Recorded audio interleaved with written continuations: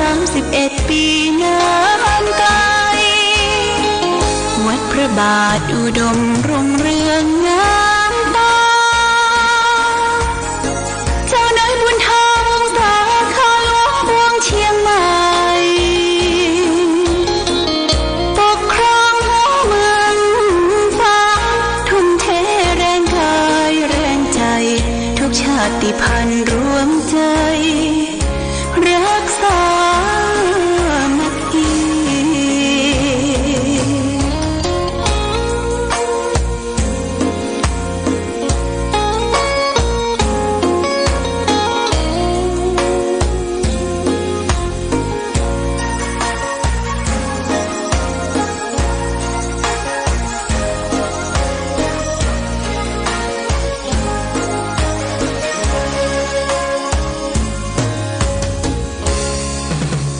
เป็นวัดร้างโบราณสืบสาน2524พระมหาราชครูเกษราปัญญาปรมาติกาจารย์จากวัดดับภัยเชียงใหม่สืบสานเวลาผ่าน131 ปีนานไกลวัดพระบาทอุดมรุ่งเรืองงามตา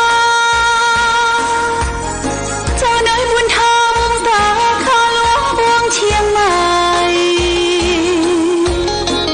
ปกครองหัวเมืองฟ้าทุ่มเทแรงกายแรงใจทุกชาติพันธุ์รวมใจรักษามัคคี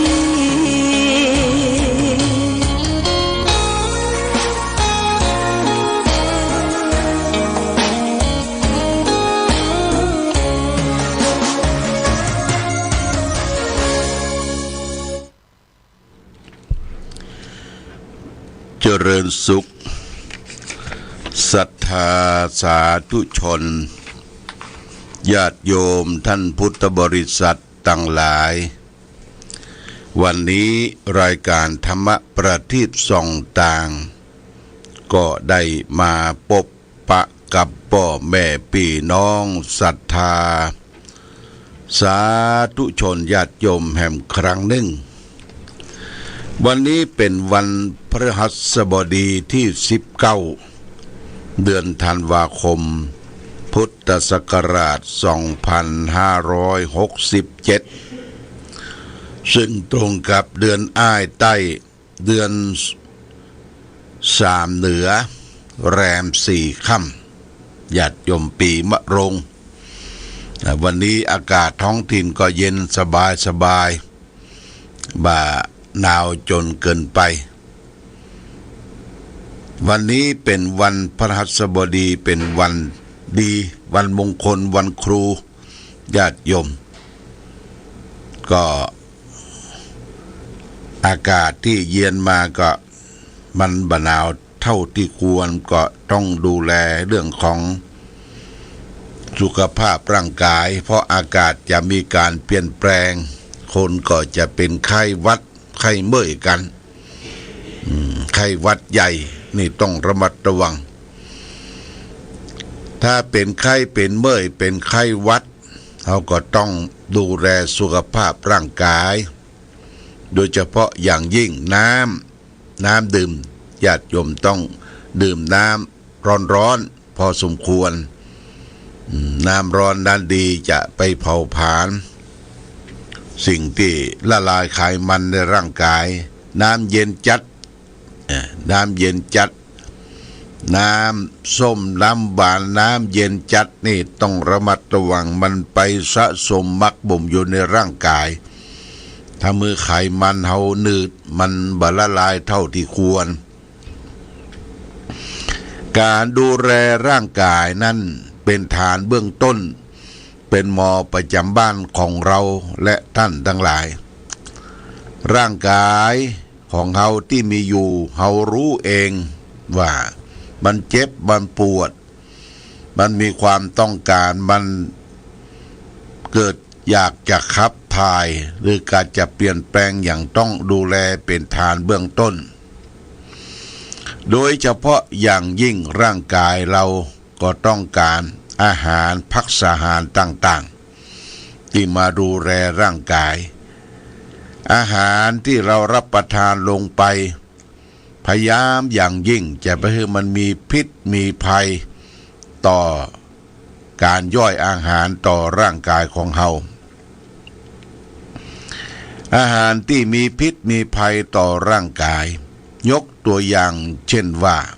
สุรายาเมาเนี่ยญาติโยมนะเป็นพิษเป็นภัยต่อร่างกายถ้าเอาไปติดมักหมมสะสมเข้าจนว่าสติสตังประคับประคองตัวเองบ่ได้มันก็จะมีสติฟั่นเฟื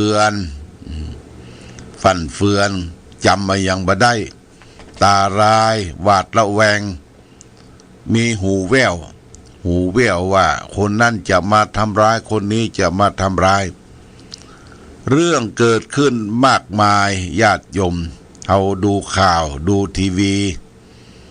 ว่าพ่อแม่ถูกทำร้ายจากลูกจากเต้าบางครั้งก็พ่อแม่ทำร้ายลูกเต้า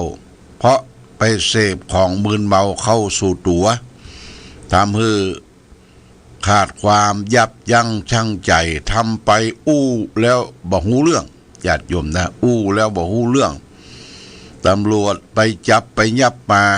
ก็ยังสอบสวนสืบสวนบ่ฮู้เรื่องเพราะว่าพิษของยาเมาพิษของยาบ้ายาเมาเนี่ยมันสิงอยู่ในร่างกายก็จะหู้ตัวก็พุ่นละประมาณสัก6-7 วันมันสว่างดีมันหู้ดีแล้วทำอะไรอย่างพิษลงไปแต่ญาติโยมอันตรายมากยิ่งในภาวะการปัจจุบันยาเสพติดทะลักเข้ามาสู่บ้านเฮาเมืองเฮาไม่ใช่จำเพาะในประเทศไทยหลายประเทศก็มีพิษยาเสพติดมอมเมาแก่ลูกหลานเยาวชนคนหัวอ่อนหลวงพ่อว่าเยาวชนคนหัวอ่อนเนี่ยคือได้เสพเข้าไปแล้วเกิดมีปัญหาก็อยากจะให้ทางการบ้านเมืองได้ช่วยตรวจตาดูแลเยาวชนคนไทยทุกคนปลอดภัยจากยาเสพติดคนที่ทำการค้าขายเอามาชักมาจูงมาแพร่ระบายไปทั่วในประเทศคนนั่นก็ร่ำก็โรยก็ถูกว่าบ่สามารถที่จะอยู่อย่างมีความสุขญาติโยมบางคนก็เป็นโรคนะเป็นโรคประจำตัวเพราะกรรมที่ตนเองได้ทำบางทีก็ได้แก่ลูกแก่เต้าเป็นคนติดยาเสพติดเสียเองก็มีจำนวนมากกรรมมุนาวัตติโลโกนี่สัตว์โลกย่อมเป็นไปตามกรรมที่เราได้สร้างได้สมได้กระทำกรรมอะไรไว้ก็รับผลของกรรมนั้นเฮาจะหลีกเล่นหนีจากกรรมไปบ่พ้นกรรมนี่เป็นคำกลางๆบ่ดีบ่ชั่วจะหู้ว่าเป็นกรรมดีกรรมชั่วก็จะต้องมีคำเติมข้างหน้าเช่นว่ากุศลกรรมคือกรรมดีอกุศลกรรมคือกรรมชั่วระหว่างกรรมดีกรรมชั่วมันอยู่ที่ตัวเราทำแล้วถ้ากรรมดีก็เป็นกุศลกรรมรองรับเช่นว่าการให้ทานรักษาศีลปั้มเพ็งเจริญภาวนาหรือปฏิบัติมีศีลสมาธิปัญญานี่กรรม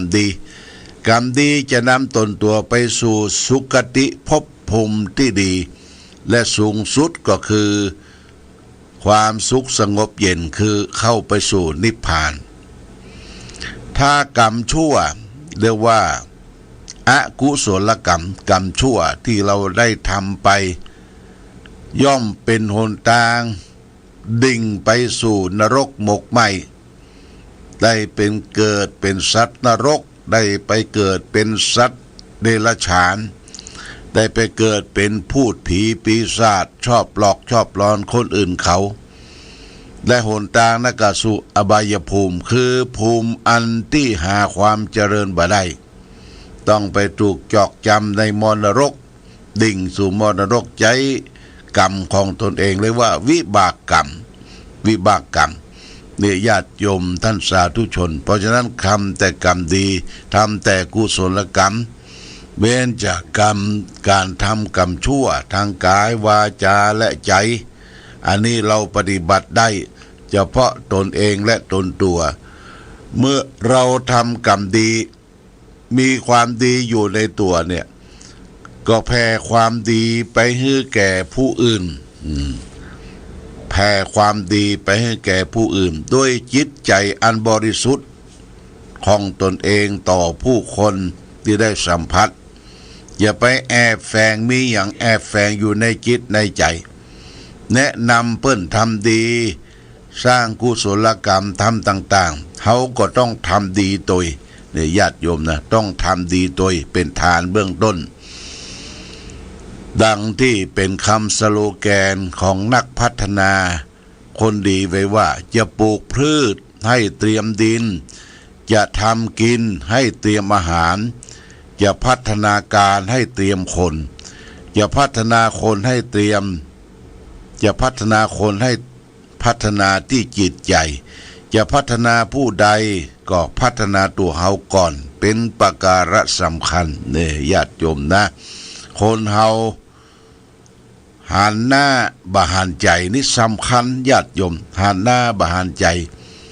บางทีหน้าตาดีหล่อเหลาเอาการเป็นคนสวยจดงดงามแต่จิตใจบดีเนี่ยจิตใจบดีเปิ้นว่าเป็นโมฆะบุรุษคำว่าโมฆะก็คือเปล่าว่างเปล่านะมีอะไรอย่างบ่เป็นประโยชน์แก่ตนเองและคนอื่นเนี่ยชอบทะเลาะวิวาทชอบรังควานชอบสร้างความทุกข์ให้กับตนเองและคนอื่นเรียกว่าเป็นโมฆะบุรุษมีใจก็บ่ได้คิดดีมีวาจาปากก็บ่ได้อู้ดีจาดีมีตีนมือดีอะไรอย่างก็บ่ได้ทำประโยชน์เพื่อแก่บุคคลอื่นเพราะว่าเป็นคนเปล่าทางภาษาทางเหนือว่าเป็นคนสุญโญ7ประการเนี่ยญาติโยมนะสุญโญ7ประการคือว่างเปล่าจิตตสุญโญคือว่างเปล่าจากจิต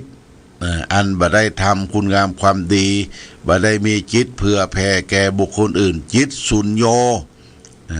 คิดอะไรยังก็เข้าข้างตัวเองตัวเก่าเข้าข้างพวกลูกน้องตัวเองตัวเก่าเนี่ยว่าจิตที่ผูกพันเป็นจิตบ่ได้ทำประโยชน์จิตสุญโญวาจาสุญโญก็คือมีวาจากำอู้กำจาบ่ได้ทำเป็นประโยชน์ตนประโยชน์ด้านว่างเปล่าเป็นคนโมฆะบุรุษเป็นคนจิตสุญโญว่างเปล่าวาจาสุญโญคือว่างเปล่าจากการบริรักษาศีลกินทานเนี่ยว่าวาจากำปากกำอู้กำจากก็เป็นเรื่องสำคัญหัตถสุญโญคือว่างเปล่ามือบ่ได้ทำประโยชน์นะบ่ได้ช่วยคนอื่นเขาทำประโยชน์เช่นการพัฒนาประเทศชาติบ้านเมืองการพัฒนาวัดบ่ได้ห่อได้แนบทำอย่างเป็นประโยชน์เพื่อแก่บุคคลอื่นแล้วก็หัตถสุญโญเปล่าจากการที่บ่ได้มีมือเป็นประโยชน์เท้าสุญโญตีนสุญโญบ่ได้เตียวเดินทางไปช่วยคนนั้นคนช่วยคนนี้กุ้มก็อยู่บ้านอยู่จองกุ้มก็อยู่วัดอยู่วาเรียกว่าเท้าสุญโญบ่ได้ทำประโยชน์หูสุญโญมีหูสองข้างบ่ได้ทำประโยชน์ให้แก่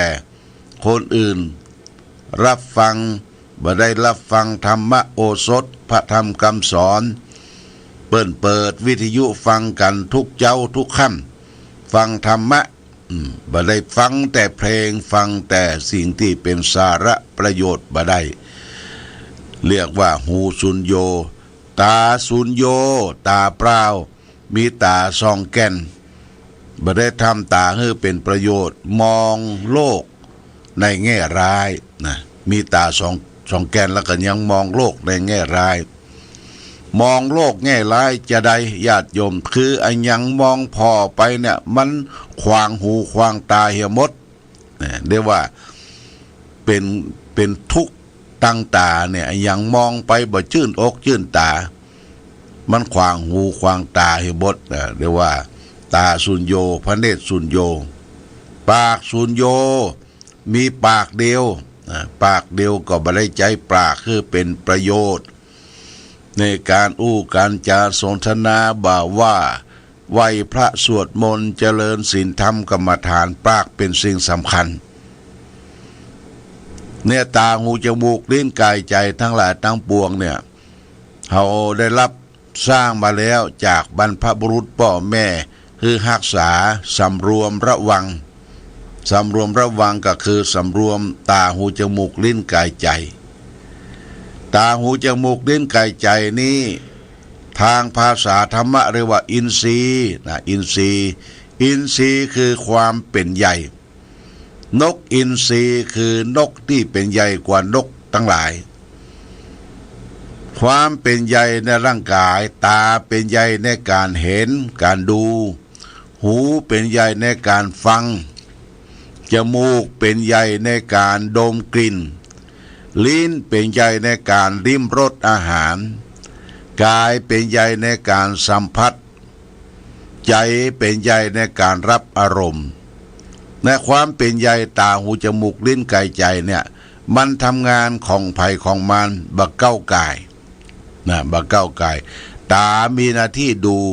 เขาจะเอาหูไปแทนก็บ่ได้ญาติโยมตามีหน้าที่ดูหูมีหน้าที่ฟังเสียง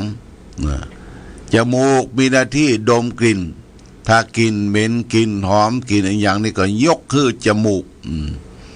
ปากมีหน้าที่อู้จาลิ้นมีหน้าที่รับสัมผัสอาหารรสจืดรสเค็มรสเผ็ดรสอร่อยบ่อร่อยในอยู่ที่ลิ้นกายนี่มีหน้าที่สัมผัสสิ่งที่มาถูกต้องเรียกว่าโพธพะมาสัมผัสมาถูกต้องกับร่างกายเฮาอ่อนนุ่มกระด้างแข็งกายเฮาก็จะหูใจมีหน้าที่สัมผัสรับอารมณ์เนี่ยเพราะฉะนั้นใจนี้เป็นสิ่งสำคัญเป็นศูนย์รวมของธาตุสี่ดินน้ำลมไฟเวทนาสัญญาสังขารวิญญาณเรียกว่าสำรวมอินทรีย์ตั้งมดใจนี่เป็นศูนย์รวมเป็นผู้ปกครองในสรีระร่างกายขันธ์ห้าเฮาเนี่ยใจเป็นใหญ่เปิ้นจึงฮ้องว่าจิตเป็นนายกายเป็นบ่าวจิตเป็นผู้ปกครองกายเป็นบ่าวกายเป็นคนรับใจคนเฮาใจดีทุกสิ่งทุกอย่างก็ดีไปโดยการกระทำก็ดีการการจาการแสดงออกซึ่งเป็นเรื่องที่ดีและญาติโยมเพราะจิตใจได้ฝึกฝนอบรมเป็นคนดีแล้ว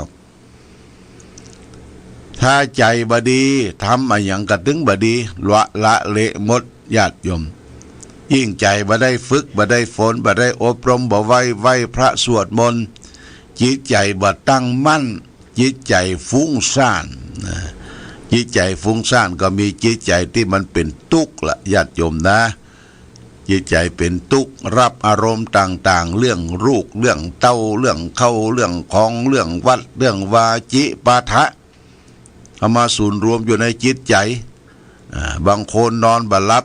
เมื่อค่ำเมื่อคืนก็ฟืดฟาดปิ้นซ้ายปิ้นขวานอนบ่หลับเพราะใจมันไปใจบ่ได้อยู่ในอารมณ์นิ่งสงบใจมันไปเอี่ยวญาติโยมใจมันพดไปนั่นพดไปนี่ไปกังวลวิตกแล้วก็ไปวิตกเสียอกเสียใจสิ่งที่มันผ่านไปแล้วก็เก็บมาคิดแถมแล้วก็สิ่งที่ยังมาบ่ถึงเตื้อก็เก็บมาวิตกกังวลว่าโอ้ใหญ่จังใดเนี่ยคิดอดีตคิดอนาคตแต่พระพุทธเจ้าสอนให้เราและท่านทั้งหลายให้ใจอยู่ในปัจจุบันใจเขาอยู่ในปัจจุบันว่าเขา ขณะเนี้ยเวลาเนี้ยเอาทำอย่างป่อนจิตใจเขาต้อมดิ่งสงบหมอกใดเนี่ยญาติโยมนะเมื่อจิตเขาสงบเด่นแล้วเรียกว่าสุขสงบสุดท้ายเย็นก็จะเกิดขึ้นเย็นเนี่ยสำคัญมากจิตใจเขาเย็นการหายใจเขาเย็นระบบการหายใจเขาเนี่ยบัดติดขัดบัดฟืดฟาดยกตัวอย่างเช่นว่าตัวเฮาเป็นวัดเป็นอาเนี่ยมันลำบากญาติโยมหายใจฟืดฟาดอย่างมาคล้องมาปานอยู่ในจิตในใจเปิ้นอยู่อย่างจิตใจเย็นจิตใจโล่งโปร่งใจไหวพระสวดมนต์เจริญสมาธิภาวนาดูตัวเองตัวก้าวคือจิตใจโล่งโปร่งใจเย็นใจเย็นใจเย็นก็คือใจพระพุทธนะหายใจเข้าพุทธหายใจออกโทพุทธโทพุทธเข้าโทออกพุทธเข้าโทออกไปทุกที่ทุกแห่งทุกเหินทุกแห่งทุกเห็นทุกคนแล้วก็คือมีจิตใจเป็นบุญเป็นกุศลมีพุทธะพุทโธผู้รู้ผู้ตื่นผู้เบิกบานเนี่ยญาติโยมท่านสาธุชนฝากไว้วันนี้เอาธรรมะง่ายๆมาฝากคือแก่ญาติโยมว่าเรื่องของวายามกถาวายามกถาว่าด้วยคุณค่าของความพยายามความพยายามอยู่ที่ไหนความสำเร็จอยู่ที่หั่นพระพุทธเจ้าได้ตัดไว้ในพระไตรปิฎก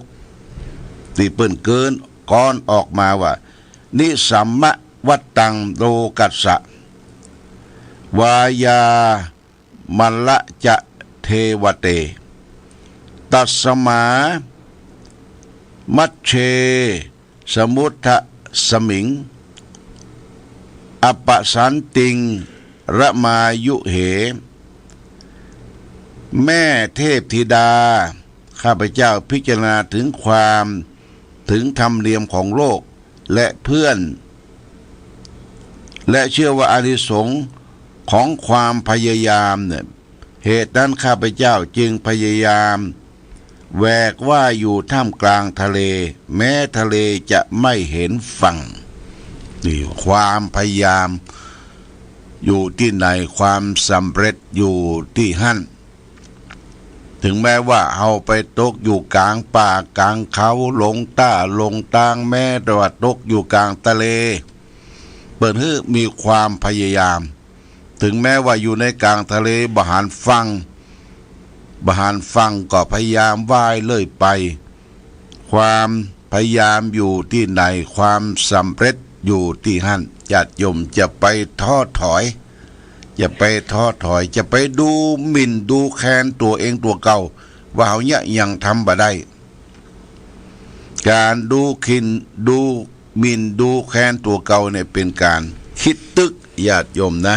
คือคิดโปร่งๆยาวๆว่าชีวิตของเราเกิดมาในโลกนี้พบเนี่ยยังมีชีวิตที่เป็นประโยชน์บางคนก็เก่งหลายๆอย่างเก่งทำการกสิกรรมการเพาะปลูกบางคนก็เก่งค้าเก่งขายบางคนก็เก่งเป็นครูบาอาจารย์สอนลูกศิษย์ลูกหาบางคนก็เก่งเป็นตำรวจเป็นทหารดูแลพี่น้องประชาชนบางคนก็เก่งในการพัฒนาหลายๆอย่างความเก่งความสามารถของคนเฮานะบ่เหมือนกันเด้อในสมัยครั้งพุทธกาลพระสัมมาสัมพุทธเจ้ายกย่องความเก่งคือแก่ภิกษุหลายตนหลายองค์เรียกว่าเอตทังคะมีความชำนิชำนาญเรื่องนั้นเรื่องนี้อย่างยกย่องพระสิมปรีนี่ก็ที่ถือกรดถือบาทเอากรดนี่แบกเอาบาทห้อยนี่พระสิมปรีเป็นพระสาวกที่ยกย่องจากพระพุทธเจ้าว่าถ้าพระสิมปรีไปที่ไหนในขบวนจะบักกั้นบ่ยากบ่ลำบากพระสิมปรีเนี่ยมากด้วยลาภสักการะมากด้วยลาภสักการะพระพุทธเจ้าปาสาวกไปที่ไหนปั้มเป่งเพียรธรรมสอนธรรมะ ถ้าพระสิมบรีไปอยู่โดยที่ท่านเนี่ยเบิ้นจะเลือกราบสักการะมาโอ้เป็นผู้มากด้วยสักการะนะพระพุทธเจ้ายกย่องว่าพระสิมบรีเนี่ยมากด้วยเครื่องสักการะที่ญาติโยมนำมาถวายและก็เฉลือเจือจานแก่พระสาวกรูปอื่นนี่ได้รับยกย่องจากพระพุทธเจ้าว่ามีเอตทังคะในด้านลาภมากผู้มีฤทธิ์มากก็เหมือนกันอย่างพระโมคคัลลานะโมคคัลลานะได้ยกย่องจากพระพุทธเจ้าว่าเป็นอัครสาวกเบื้องซ้ายเป็นผู้มีฤทธิ์มากมีปัญญามากก็คือยกย่องพระสารีบุตรพระสารีบุตรนี่ถูกยกย่องว่าเป็นผู้มีเนี่ยพระสารีบุตรมีปัญญามากมีปัญญามากญาติโยมท่านสาธุชนเดี๋ยวพระพุทธเจ้ายกย่องเทิดทูนอย่างมนุษย์คนเฮาก็เหมือนกันที่เฮาได้ทำงานได้รับมอบหมายบางท่านก็ถูกยกย่องเทิดทูนว่าเป็นผู้นำมีภาวะผู้นำที่ดีเป็นกำนันเป็นผู้หลวงบ้านเป็นนายกองค์การเป็นนายกเทศบาลเทศมนตรีถูกยกย่องเทิดทูนว่าเป็นผู้นำที่ดีเนี่ยเฮายกย่องขึ้นก็เพราะมีความสามารถพี่น้องประชาชนเฮาก็เหมือนกันเด้อพยายามดูตัวเองตัวเก่าว่าเฮามีความดีในด้านไหนก็เฮาก็จะได้รับยกย่องว่าเป็นคนดีบางคนใจดีวาจาดีอันยังก็ดีในสุขรับยกย่องนี้เป็นเอตทังคะเป็นความถนัดของตนตัวคนเฮาทุกผู้ทุกคนรักษาไว้เอาละวันนี้รายการธรรมะประทีปส่องตามได้มาพบญาติโยมท่านสาธุชนเดือนนี้เป็นเดือนธันวาเนอะเป็นเดือนสุดท้ายของปีและเราจะมีการทำบุญขึ้นปีใหม่วันที่1 มกราคมและวันที่31เนี่ย31เมื่อคืนตั้งแต่10 โมงเป็นต้นไปถึงเที่ยงคืนก็จะมีการสวดมนต์ข้ามปีณที่ลานอนุสาวรีย์พระเจ้าฝางพร้อมด้วยพระภิกษุสงฆ์สามเณรญาติโยมเตรียมมาสวดมนต์ข้ามปีลุ่งขึ้นวันที่1ก็จะได้ตักบาตรแก่พระเจ้าประสงค์จำนวน108 รูปพระพุทธพระธรรมพระสงฆ์และก็วันที่2นี้เขาก็จะได้มาร่วมกันสืบชะตารับปฏิทินญาติโยมนะวันที่2นี่มาสืบชะตาหลวงขึ้นปีใหม่หน้าที่วิหารพระเจ้าละแข่งญาติโยมนะสืบชะตาได้พิมพ์มาไว้เป็นที่เรียบร้อยแล้วสำหรับอำนวยความสะดวกผู้เฒ่าผู้แก่อำนวยความสะดวกมีวันเดือนปีเกิดชื่อที่อยู่ที่อาศัยบ้านเลขที่เต้าอันเต้าอี้เขียนลงไปหั่นแล้วก็เอาปัจจัยใส่ซองเกินกว่าอายุไปสักปี2 ปีอันนี้ก็แล้วแต่ตามเจตนาของญาติโยมเขาจะได้มาร่วมสืบชะตารับปฏิทินปีใหม่ปฏิทินล้านนาที่สำนักวิปัสสนาณบ่อสวาเป็นแหล่งปฏิบัติธรรมแหล่งที่21ของจังหวัดเชียงใหม่เอาละนี่ประชาสัมพันธ์เป็นฐานเบื้องต้นวันนี้รายการธรรมะประทีปส่องตามได้มาพบญาติโยมท่านสาธุชนทั้งหลายก็พอสมควรแก่กาลเวลาขอความผาสุกความมีธรรมจงบังเกิดมีแก่ศรัทธาสาธุชนญาติโยมทุกท่านรายการธรรมะประทีปส่องต่างต้องขอลาก่อนขอผู้ฟังจงตั้งมั่นจิตหันษาด้วยธรรมะขององค์พระพุทธาได้นำพาให้เกิดความสุขสงบเย็นขอเจริญพร